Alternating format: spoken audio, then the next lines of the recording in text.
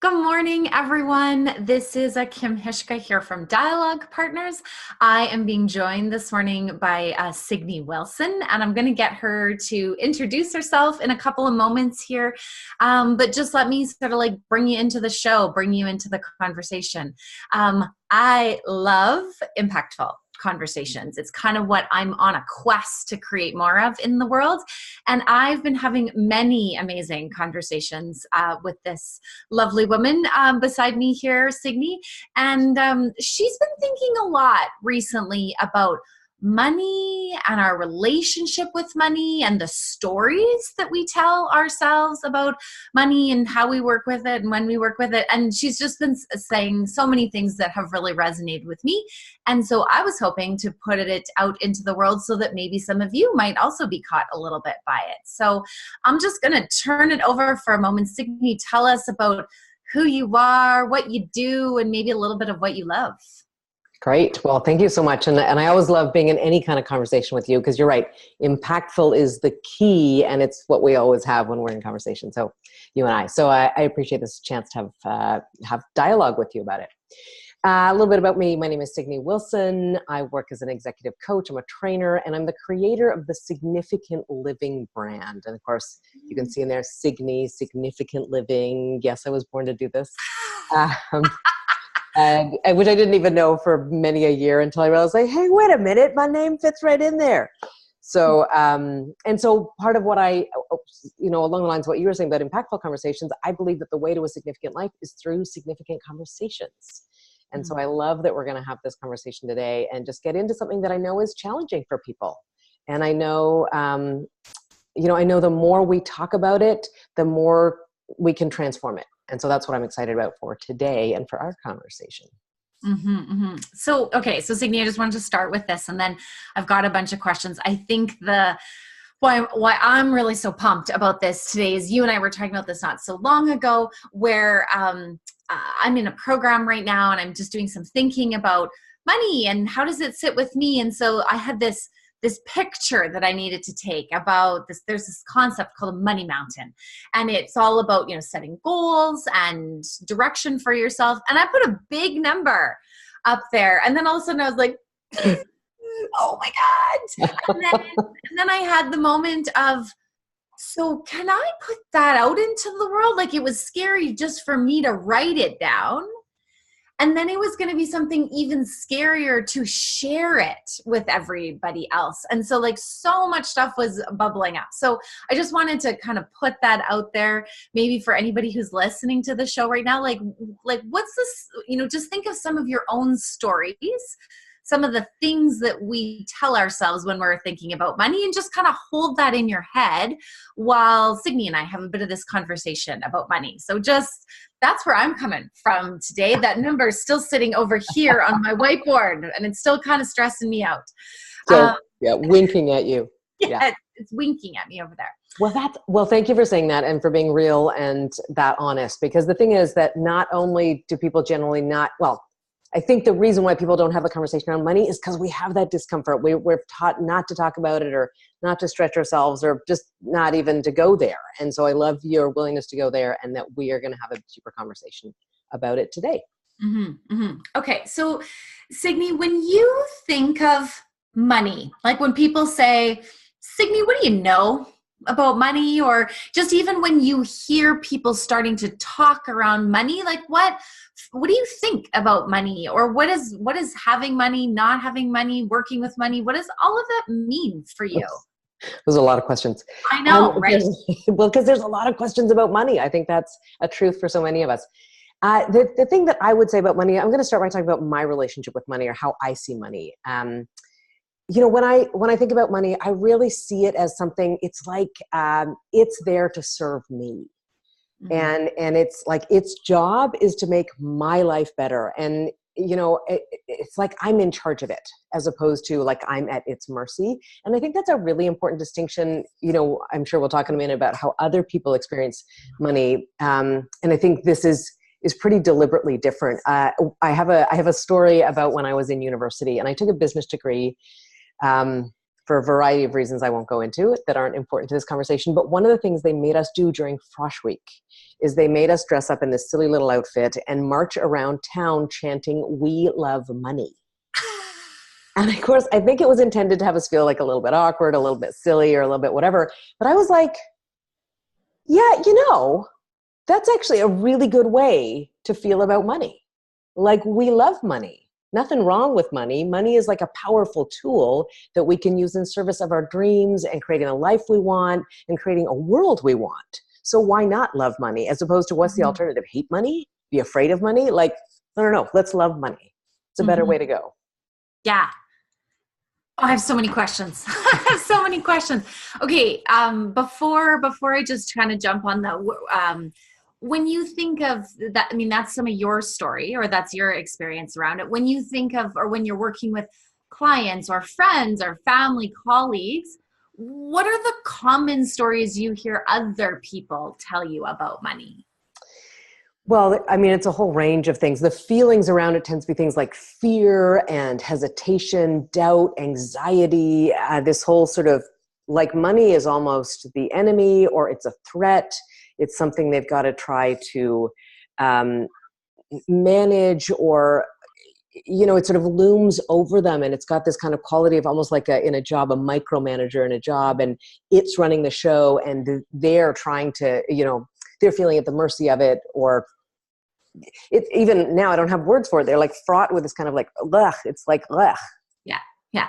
The same thing. I think the same thing that I had when all of a sudden I looked at something, and maybe I'll put in my own stuff, Signy. Maybe you tell me if this is other people's stories. I had this, how are people going to judge me? I had the, do I deserve that? Is that okay for me? Like, there was those, I had a range, but those are the first ones that come to mind. Like, is it okay for me to want that? Is it okay for me to be open and honest about the fact that I want that? Exactly right. Will I be judged? Will I be different from others? Like, it's not as prevalent in our society as in some other societies, but the whole tall poppy syndrome, like, you don't want to stand out above others because then you'll be cut down. And so there's something for a lot of people where they try to minimize or make sure they're not different from, and allowing ourselves to have big money goals, or even have a healthy relationship with money, or even talk about money, are all ways in which we are standing out from other folks. Yeah. And yet how many people say, like, how many people want to be a 7-figure I work in the world of coaching. How many people want to be a 7-figure coach like Tony Robbins, right? Like, everybody in the back of the mind is dreaming that, but refusing to admit it or talk about it or even like look at it. Yeah.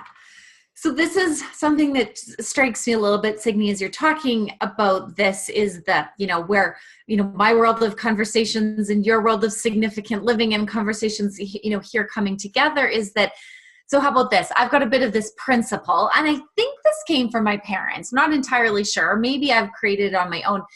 It's okay to talk about big money when you know other people make more than you.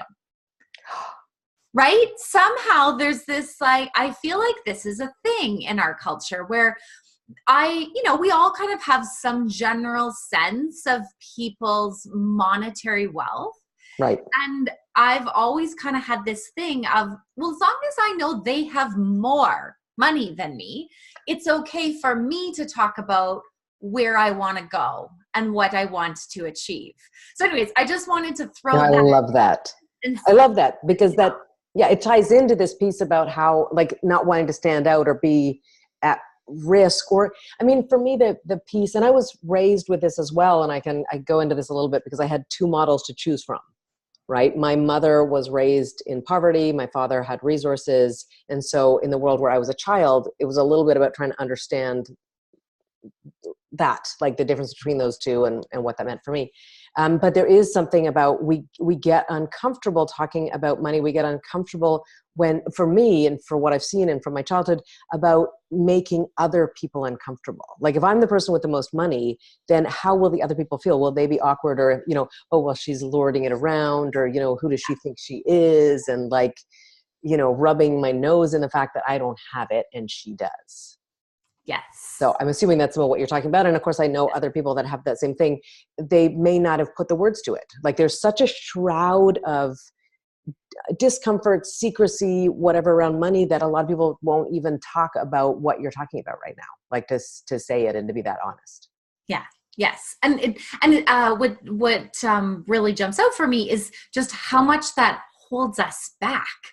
Yeah. Because sort of listening to you tell your story about, my mom grew up in poverty and my dad grew up with resources, there's this tension out there, and there's some real linkage between people who are good and people who are bad, and if they have and they don't have, and when we do have, what does that make us to people who don't have? Like there's so much that I feel needs to be cracked into, and yet we just don't say anything at all because we don't know how, or we don't know what's going to happen.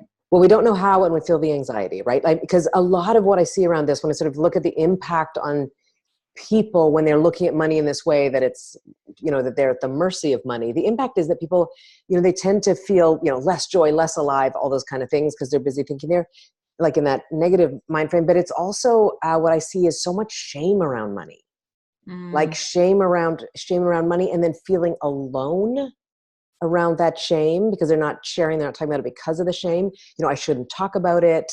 It'll make other people uncomfortable. Like that whole, it's this thing that comes down. So even the things that you're listing there that you're talking about, like we don't let ourselves peek into the black box of money because we don't want, we don't want to feel uncomfortable. We don't want other people to feel uncomfortable. We've been trained and taught not to. It's very complicated and tricky and convoluted. And so people just go, yeah, let's just put that aside. Mm-hmm, mm-hmm. So let's just go back to how we've been trained for a moment. I want to go back to you shared earlier. You had as a child, you had a couple of models to choose from, and I know that you've told me some stories in the past about, I believe, your mom and your grandmother, and some of the things that you learned as a child watching them and sort of what they put out into the world. So maybe just take us back a little bit to a younger Signy, and kind of walk us through some of what happened in your childhood and some of what you learned or what you're taking with you as you continue to grow. Love that.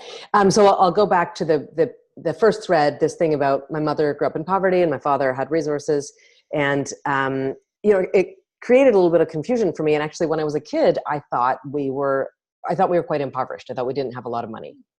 And so the two examples that I have of that is when I was little, my brother and I needed bedside tables, and my mother went and bought this one thing that wasn't quite a bedside table. It was too long for a bedside table, and she cut it in half and made it a bedside table for both of us. And I remember my thought was like, wow, we must really not have a lot of money that she had to buy one and divide it up for us. We can't actually afford two, we can only afford one.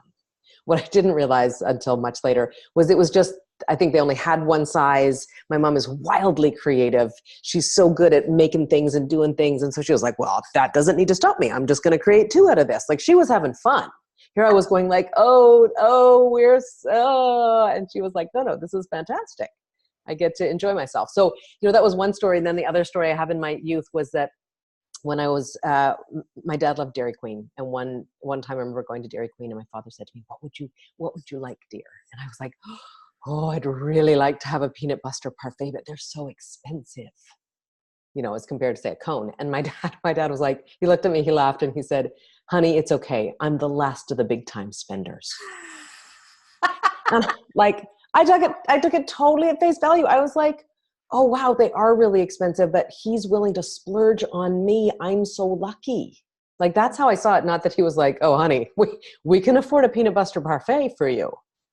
And so there's a way that I had this, I was confused about our relationship with money as a family. But years later, well, I already told you the one story about when I was at university, but years later, I realized there are these two options. Like, I have a scarce, impoverished sort of version that my mother had. And then I had this other version that my father had about, actually, money is available. You can be generous with money. You can create more money. And I chose, because I could have chosen either one of these, I chose my father's perspective. Because in the moment, it was like, I think that's going to serve me more. And since I have an option, I'm going to choose this way to look at money. Because yes, there's the facts of money, like how much money we make and what our, what we have to spend and all that kind of stuff. But there's also the attitude or the mindset we have to money. And I think that's almost more important, because that then creates the behaviors that create, what we actually do with money, how we make it, how we spend it, et cetera. Mm-hmm, mm-hmm. And so, Signy, if you were going to sort of break down a little bit how one mindset is different from the other, because I'm trying to try it on for size right now, right? I'm trying to think so what's the mindset I would need to have if I wanted to sort of take on I'm the last of the big time spenders? And I say that jokingly, but what do you see as sort of some of the mindset that sits behind that? Yeah, great. There's a couple different elements to it. Like to my mind, it's a lot about, it's about generosity. It's about trust. It's about trusting money. It's about trusting other people with money. It's about being willing to risk. Like there's kind of a freedom or an openness, as opposed to the other mindset, which is scarce. It's kind of holding it tightly. It's, there's an anxiety. There's like, well, I can't trust other people. I can't, like, you can see it in my, my energy's like this versus this, right? And in this open one, we see it in so many different places, like the concept of tithing. Like tithing is about giving a % of your money to somebody, regardless of how much money you make, like to a church or to a charity or to an organization, because it's trusting that we have enough. And that's a big thing to ask, like trusting we have enough if you don't have a lot. Right. And yet it's a perspective you can have regardless of how much money you have. Yeah. Does that give you, I could go on and on. So does that give you kind of a handle on it? Yeah, I like that idea about trusting we have enough. And because I feel like, Signy, this has got to happen to all of us. There's got to be moments of where we believe it and we feel it and we're like, okay, like I've it really strikes me as this kind of like openness, and instead of like hanging on to stuff so tight, it's that idea of like sometimes you need to let things go in order for them to come back. Mm-hmm. Signy, what's your advice or what's your guidance on when you lose it, like when you lose the trust that you've got enough, or suddenly it's slipped away and you can feel that tightening coming again? Oh, it's so great. Yeah. What's your advice on how do you find it again? How do you find that trust? Well, and it's funny because at first I thought you were going to say, how do you manage it when you lose the money?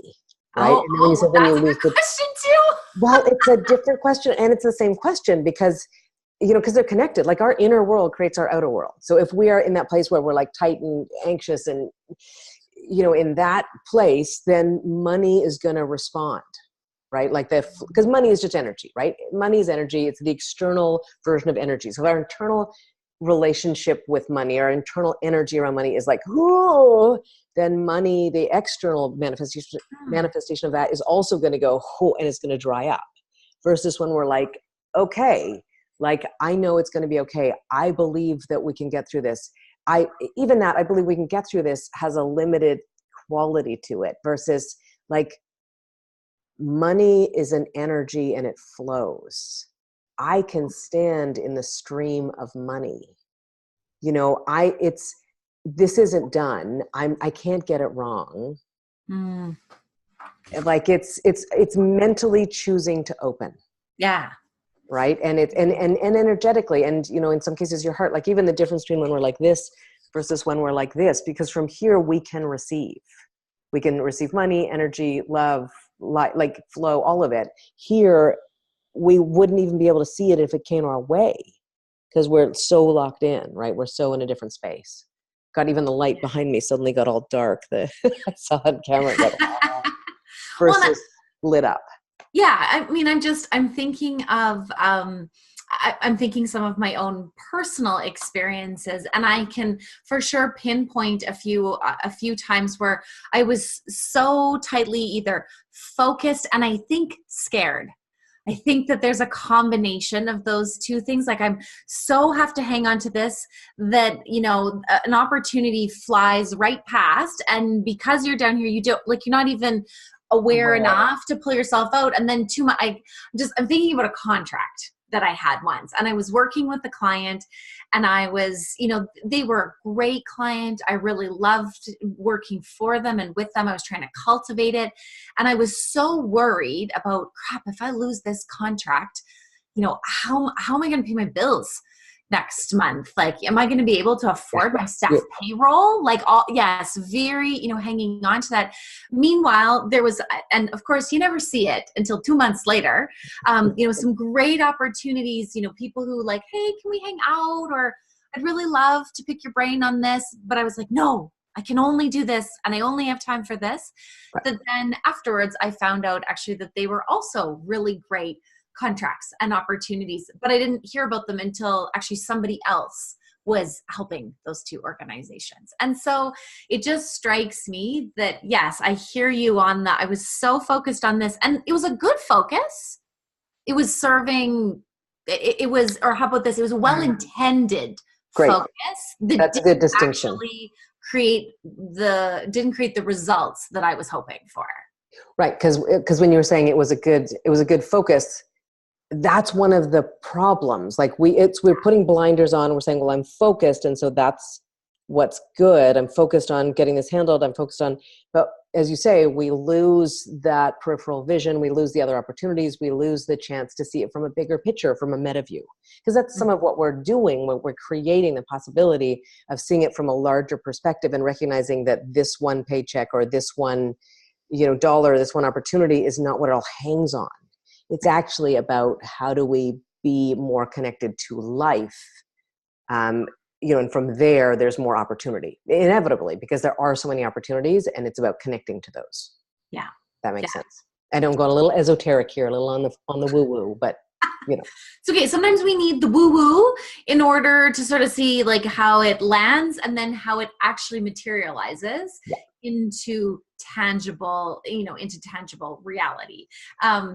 Maybe I was going to tell a quick story, Signy, and I was totally channeling my inner Signy yesterday where there was, and it's a little bit about money, but I think it's about this bigger thing about, believing that there is more out there, and that putting that energy into the world, and more will come.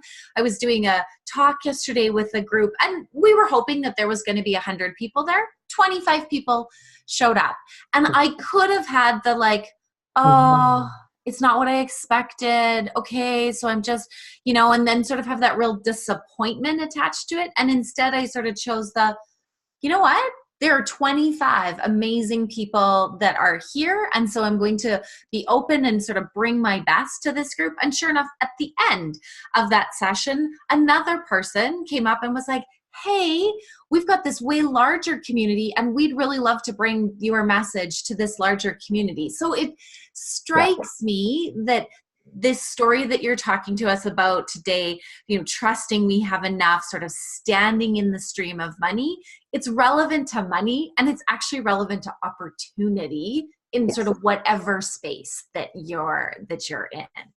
And I love that, because an example of the very activist closing in and the fear and the whatever around money, we is just the word money, versus if we were to say the word impact or the word opportunity, those are actually more open energies than money, opportunity, impact, all of those pieces. And that's what I'm going to be looking at in my mastermind program. I'm actually going to be having people like shifting not just their relationship to money, but actually shifting, all of it to impact, to opportunity, to, the significance they're having in the world, because that's what it is that's going to lead to more income, more opportunity, more money, all of it. But we need to go from this constrained, anxious, fear, shame-based model into one where it's like we're willing, we're receiving, we're allowing, and we're connected to everything that's happening. Cool. Okay. So Signy, maybe how about this?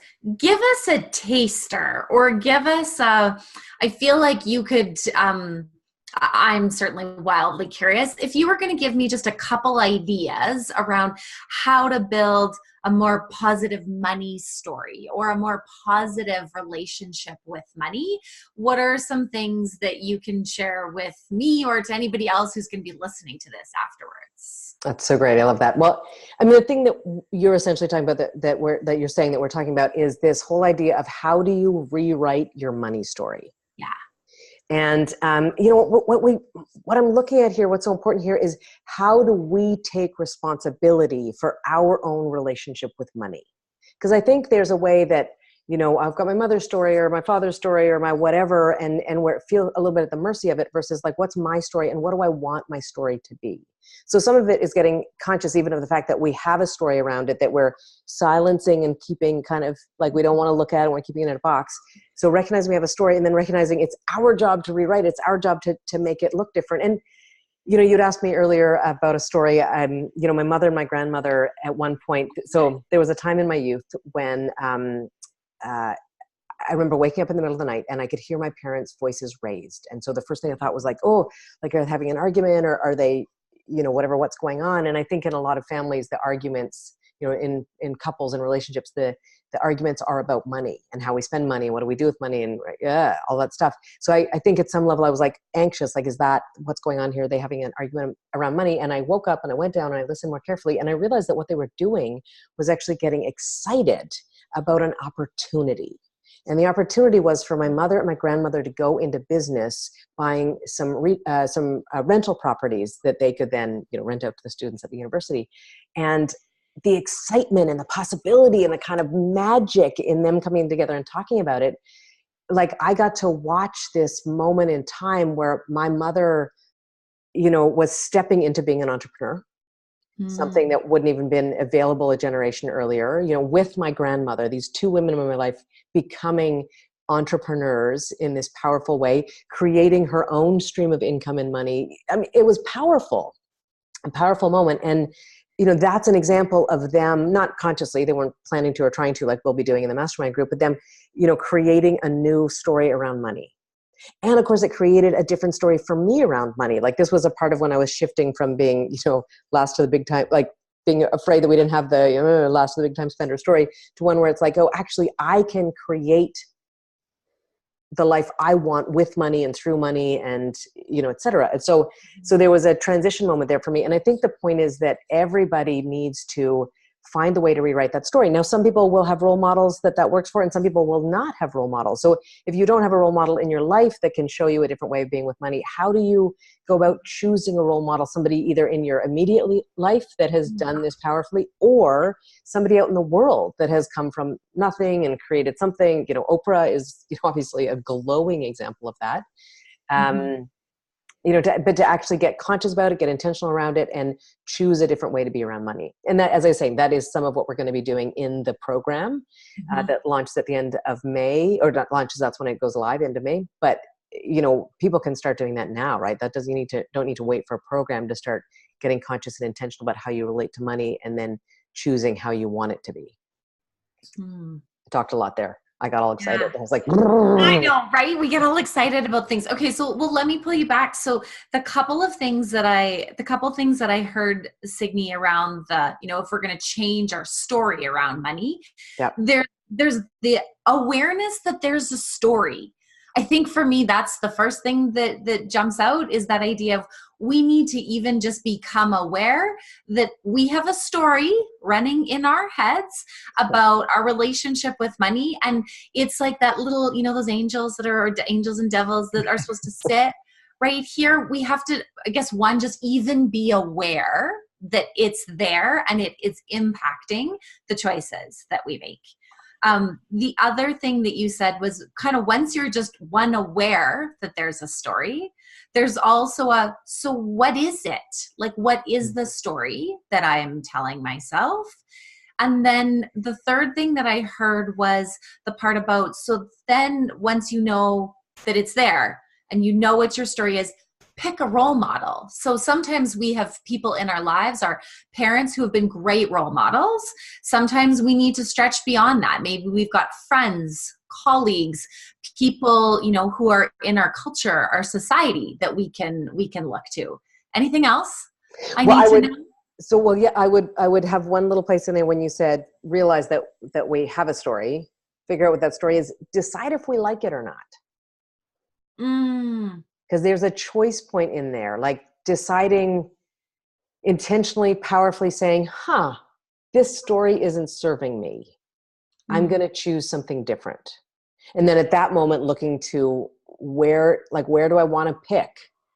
Nice. From the, you know, kind of the range that's out there. Maybe it's a friend, maybe it's, as you said, maybe it's somebody who's been successful in the world, whatever that looks like, our culture or society, but it's like, make the choice, because that's a powerful act in and of itself that changes from here to here.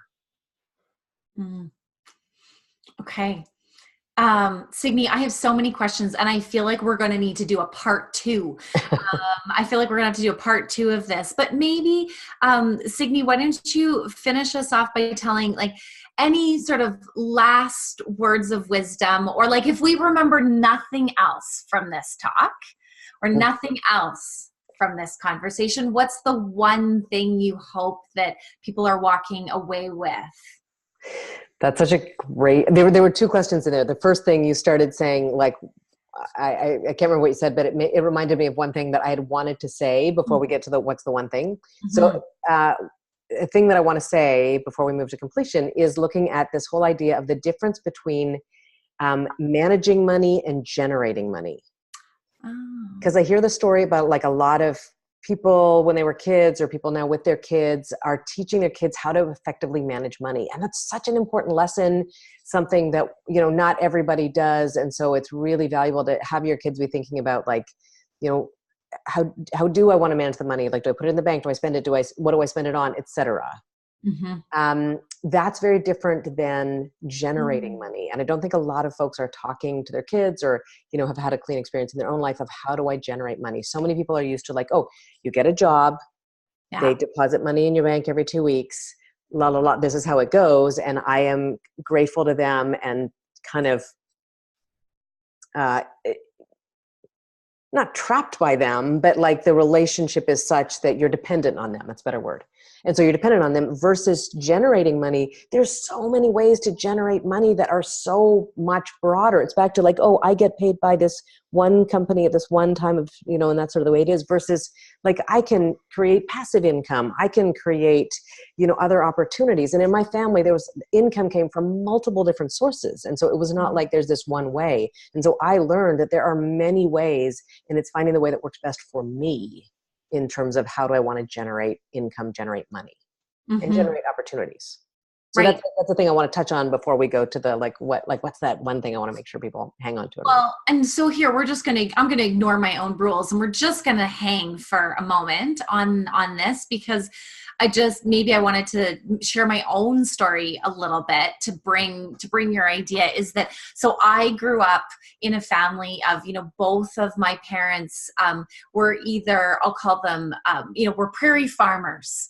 Right. And so I've got my dad's parents who immigrated to Canada right after World War II, and my mom's family who had been here for a few generations and didn't have very much money at all. Like my mom talks about stories of they didn't have electricity till she was 6.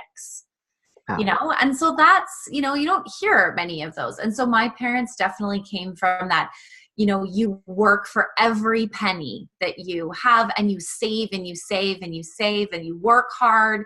And then, you know, you get an education and you find a job. And so I was very much raised that way. And I don't spend money unless I have it. And I am grateful for all of those lessons. I actually had some great role models. And so I always envisioned my life being like, I will get a job, and I'll hopefully have a pension, and it'll have great benefits. And those things were fantastic. I did that for probably about 10 years, and it served me really, really well. And then this opportunity to be an entrepreneur sort of landed on my lap. And I was like, really? Like, what's it going to look like? And how does that fit in this current system that's working really well for me? And just when you talk about this idea of managing money versus generating money, they are wildly different mindsets, and even a little bit of heart set. I don't know if that's a word, but I'm going to use it. It is now. it is now. And, you know, so fast forward 2 years, my husband and I are both entrepreneurs now, and nobody's got a pension and nobody's got benefits.